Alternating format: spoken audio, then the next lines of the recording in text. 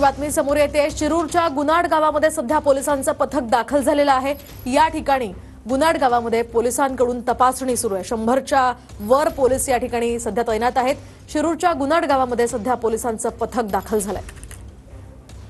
शिरूर येथील गुनाटमध्ये आरोपीला शोधण्यासाठी 100 पोलीस खरं तर या ठिकाणी दाखल झाले आपल्याला पाहायला मिळते।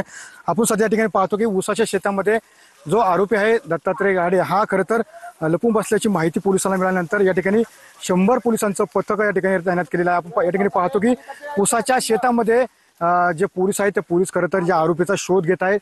तर दुसरीकडे ड्रोनच्या माध्यमातून सुद्धा या ठिकाणी जी नजर आहे ती पोलिसांची खरं तर आरोपीवरती आहे।